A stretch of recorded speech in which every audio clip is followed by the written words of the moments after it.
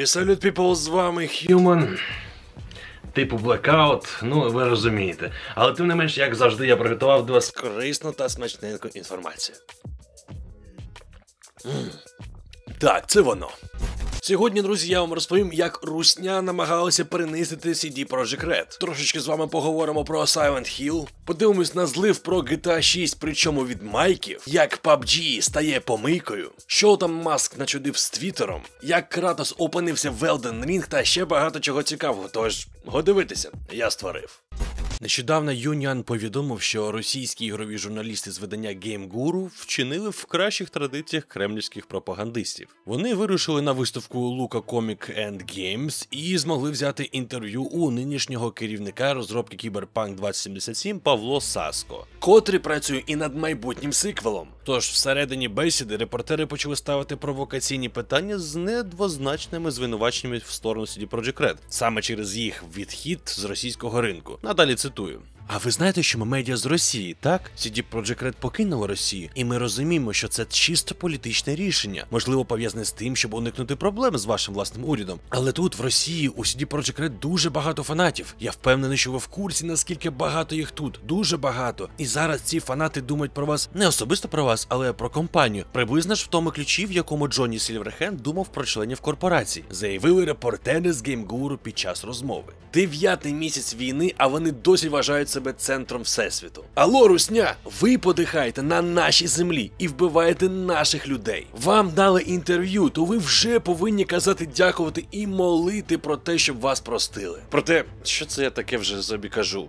Гівно такого не розуміє. Менше з тим, після такої відвертої провокації Павло Саско не закінчив інтерв'ю. Однак пізніше піар-менеджер CD Projekt Red підказали керівнику розробки Cyberpunk 2077, наскільки непрофесійно вчинили з ним російські репортери. Ну взагалі принцип роботи згідно з правилами журналістської етики він такий. Питання заздалегідь надсилають інтерв'юверу на затвердження, ну щоб в процесі не виникали незручні моменти. Ну а судячи з витівки співробітників Game Guru і реакції піар-менеджерів CD Projekt Red, то Саско нічого не погоджували. Хіба росіяни вони вміють інакше? Вони сміливі лише в кордонах своєї держави. Зможуть так хоробро вийти перед Кремлем? Якщо що, питання риторичне. І ви ж помітили, що весь матеріал репортери приправили цитатами Джонні Сільверхенда про корпорацію в Cyberpunk 2077, тобто Оросаку. Таким чином, лайно-репортери спробували показати своє ставлення до CD Projekt Red і відходу компанії з російського ринку. Ну а деякі правки працівники Game Guru могли цілком додати від себе, щоб догодити своїй півмосковій аудиторії. Я сподіваюся, що в цьому випадку для російського ЗМІ буде резонанс. І в принципі він вже тоді і відбувся, адже інші розробники представники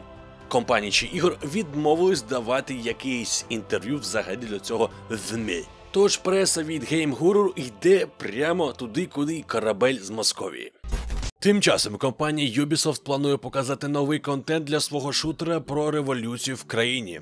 Ну і яка не схожа на Кубу. І так, вірно, це Far Cry 6. Ну а свіже DLC отримав вже назву Lost Between Worlds. Правда, жодної конкретної інформації, крім короткого тизера анонсу, поки що немає. Проте 29 листопада була презентація, а ми писали цей сценарій 27-го, тож вже може бути щось свіжесеньке. Проте можна припустити, що цього разу йтиметься про продовження пригод 3 культових лиходів серії Far Cry, про які нам розповідали у минулих додатках до 6-ї частини. Розробники ж обіцяють, що на Яру очікує щось грандіозне. Можливо, ідея доповнення пов'язана з подорожю між світами, тому гравців може чекати зовсім несподіваний сеттинг. Менше з тим, якийсь час тому в мережі з'явилася інформація про нові досягнення Far Cry 6. У них згадується портал, збирання уламків корабля, походження розломів, знищення юнітів оборони за допомогою гаджетів та гра за фай. Ну, ймовірно, нового персонажа доповнення. Ну а DLC Lost Between Worlds стане 4-тим доповненням до гри.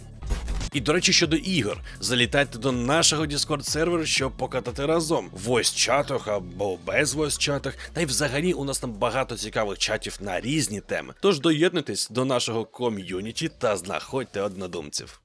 Друзі, пам'ятайте, що відносно нещодавно я вам казав, що гряде щось новеньке по грі жанру чужий, та Alien Isolation. Ну так от нам трошечки там набрехали. І зараз поясню про що я. Геймдизайнер студії Grasshopper Manufacture здивовано відреагував на чутки про те, що його студія нібито зайнята новою грою у Всесвіті Чужого. Суда-51 процитував інформацію інсайдера Тома Хендерсона серію знаків питань. Ну, мабуть, маючи на увазі, що та не відповідає дійсності. Зазвичай дані Хендерсона виявляються правдивими, але, мабуть, не цього разу. Або розробник просто лукавий. Раніше ж джерела повідомляли, що автори No More Heroes, вони працюють над горором у популярному всесвіті, який був натхнений, звичайно, Dead Space та Resident Evil. Крім того, тоді стало відомо, що у роботі вже знаходиться сіквел Alien Isolation від творців оригіналу. Однак поки що офіційно анонсували лише новий проєкт від розробників Battlefield Gothic Armada Aliens Dark Descent. Ну, як би там не було, чекаємо на новинку.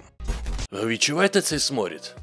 О, його ні з чим не переплутати. Це сморід донатних помийок. Ну так от, нещодавно мережі звернули увагу на опцію розстрочки, яка стала доступна для гравців мобільної версії PUBG. Все це після оновлення. І йдеться тут про придбання скінів. Тож тепер за бажанням оплату можна розбити на 3 частини, поділяючи їх по місяцях. Причому можливість повністю сплатити вартість скіна також залишиться. Ну а після оформлення розстрочки гравцям видадуть ще й знижку.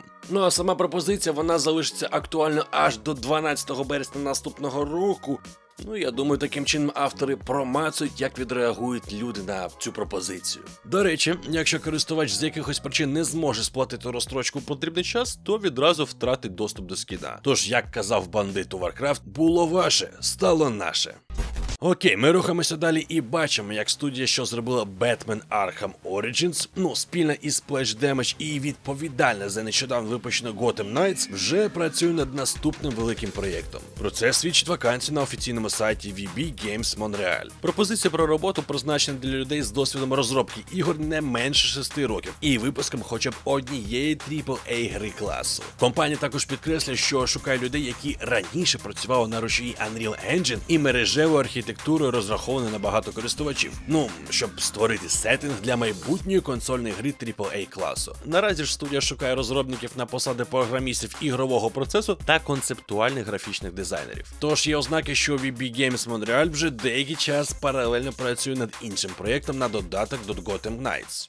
А тим часом Krafton, яка відповідальна за успіх PUBG, тобто PlayerUnknown's Battlegrounds, опублікував нові цікавенькі дані на нового відьмачка. Тим часом Krafton, це та студія, яка відповідальна за успіх PlayerUnknown's Battlegrounds, вона опублікувала нові цікавенькі кадри по грі, яка натхненна корейською серією фантастичних романів «Птах, що п'є сльози». Південно-корейська компанія ще в 2021 році оголосила про намір зробити свою The Witcher, а кілька місяців тому опублікувала перший трейлер, який демонструє концепцію гри за мотивами творів письменника Лі Ендо. Гра The Bird That Drinks створюється на рушії Unreal Engine 5, а гравці в ній виступлять у ролі головного героя книги Кагана Бійка, також відомого як винищувач нагов. Розробники хочуть підготувати широку аудиторію правильно, і для цього випустили відео, яке анонсує артбук. На його сторінках зображені місця та персонажі, а автори підкреслюють, що робота покликана доставити задоволення і надихнути читачів та творців. Надалі ж цитата. «Ми хотіли перетворити абстрактне натхнення, яке ми почерпнули з роману, на реалістичне зображення, яке б можна було взяти в руки, і тепер ми показуємо вам результат». Сцени із корейського відьмака, ну, я скажу вам чесно, виглядають атмосферно. Тож залишається дочекатися, коли розробники розкриють більше інформації про гру. Ну що, друзі, кортить дізнатися, яким чином майки злили інформацію про GTA 6. Окей, розповідаю. Поки Sony намагається відстояти своє право на серії Call of Duty, а документи, що сипляться з Microsoft, проливають світло на інші ігри. Тож, копирсаючись у документації Microsoft і намагаючись зрозуміти масштаб впливу угод із Activision на конкурентів, британський регулятор випадково оприлюднив термін виходу Grand Theft Auto 6 у 2024 році. Знахідка ж була зроблена на тлі заяв Microsoft, ну от що Sony і без Call of Duty непогано впорається, адже на платформі будуть інші шутери, в тому числі і новий проєкт від Rockstar. Однак не варто думати, що це якісь внутрішні дані Microsoft як власника платформи. Знайдена документація посилається на матеріал з порталу TechRadar, де зібрані всі відомі факти про майбутню гру. Тож у Геральда покращиться не тільки графіка, та й багато чого іншого, що ми говорили минулих разів, а ще й додадуть повноцінні катсцени. Нещодавно провідний дизайнер квестів CD Projekt Red Філіп Вебер, він повідомив про виправлення демеджу під час падіння для Геральта. Проте це далеко не все, чим потішить ремастер з The Witcher 3. Під час спілкування з фанатами він уточнив, що CD Projekt Red готує справжні катсцени, тобто які рендерять у реальному часі. Якщо ви пам'ятаєте, то в оригінальній The Witcher 3 часом хитрували. Тобто іноді катсцени були на ігровому рушії, а іноді це був просто пререндер. А це, скажімо чесно, руйнувало занурення. Проте занурюватись можна і в багато інших ігор, і також разом. Наприклад, як нещодавно ми це робили у грі The Devil in Me на моєму летсплей-каналі Human Vice Кепські стріми. Тут і проходження ігор новинок, і підтримка українських розробників ігор, стріми у VR тощо. Тож, якщо вам таке цікаво, залітайте на канал. Активні посилання в описі під відео. Друзі, скажіть мені, що буде, якщо ми з вами поєднаємо олдскул та горор? Так от, проєкт Grove Street 404 пропонує незвичайний погляд на всесвіт Grand Theft Auto San Andreas. Звичайно, локація та деякі герої вам будуть знайомі, а ось те, що відбувається, не дуже. Це більше не кримінальний бойовик, а історія жахів. Тож, якщо вам здалося, що у плані ігрового процесу Grove Street 404 близький до того ж Five Nights at Freddy's, то вам не здалося. Вам також доведеться сидіти та спостерігати за світом GTA San Andreas через камери. І, звичайно, відзначати дивні події. Завдання просте. Треба пережити ніч. Проте, друзі, будьте обережні, адже часом в вашу камеру можуть подивитися дуже моторошні мордяки.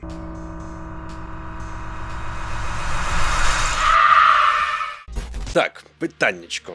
В Elden Ring грали? А в God of War грали? Ragnarok? А що буде, якщо поєднати ці дві гри?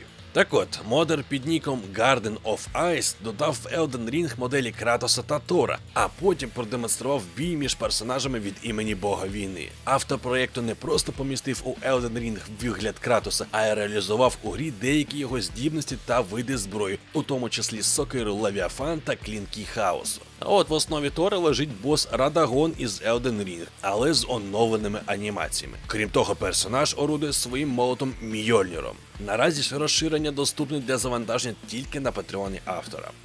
Я думаю, ви вже давно в курсі, що Ілон Маск придбав Twitter. І от питання, а чи все там гуд? Схоже, що новий директор найпопулярнішої соціальної мережі США, Twitter, може стати головною причиною його краху.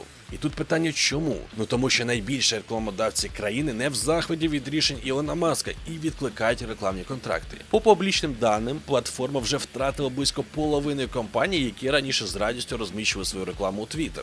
А щоб ви розуміли капіталізацію, то ще на початку року вони забезпечили близько 750 тисяч мільйонів доларів прибутку для соцмережі. І тут питаннячка, хто ж в нас пішов? Це в нас такі бренди, як Chevrolet, Chanel, CNN, Ford, Heineken, Jeep, AT&T, Mars Petcare, Nestle, The Coca-Cola Company та інші. То що ви думаєте, це помилка Маска, чи все ж таки в нього, як і завжди, стратегічно вивірений план?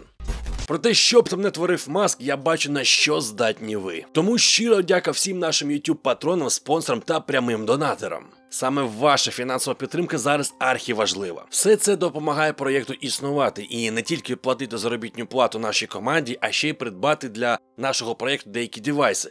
І ми зробили таким чином, ми придбали USB-модем, раз, і Powerbank на 30 тисяч мА. Реально здоровенна бадура, більше ніж півкіло вісить. Все це я до чого? Це ви дали змогу, бо таким чином я розумію, що ми працюємо іноді, коли там нема світла або блекаут взагалі, то стільникові дані, вони працюють надто кепсько. Тим паче я знаходжусь в Києві, тут багато все одно людей, не вистачає потужності, а якщо вони взагалі є. Але тим менш ми експериментуємо, тобто тепер я не переймаюся, що телефон або якесь світло, яке зараз оставлене, теж працює від павербанків. Тут у мене павербанк, там павербанк. Плюс все ж таки пошукати контент, його якось редагувати потрібен інтернет, і я сподіваюся, що ця штучка нас буде виручати. Вже іноді виручає, коли не надто багато все ж таки людей під'єднуємо до ноутбуку і навіть то здавати Wi-Fi можемо. Але все ж таки поганенько, бо треба докупати, скоріш за все, сюди антенну.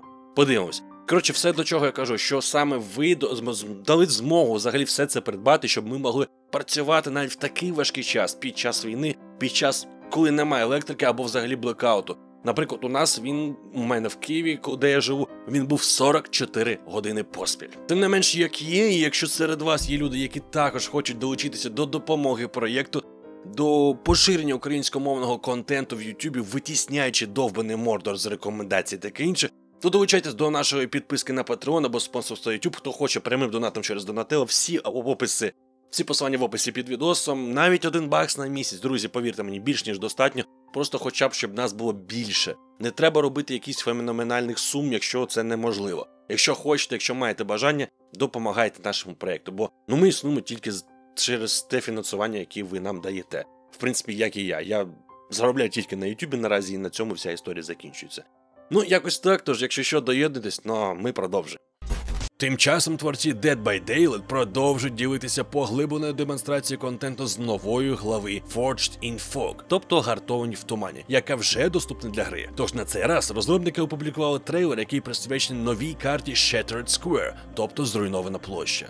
Локація являє собою покинуте середньовічне село, в якому колись кипіло і процвітало життя. Але все змінилося після приходу безжального лицаря та його стражів. Менше з тим, на мапі багато цікавих точок інтересу, і це в нас ринок із перевернутими вазами, ешафот, стародавнє дерево та занедбані будинки. А виходом, до речі, із рівня є великий замок. А протистоятиме лицарю новий Вітторіо Тоскано. Це вчений, знавець стародавніх таємниць і колекціонер рідкісних артефактів.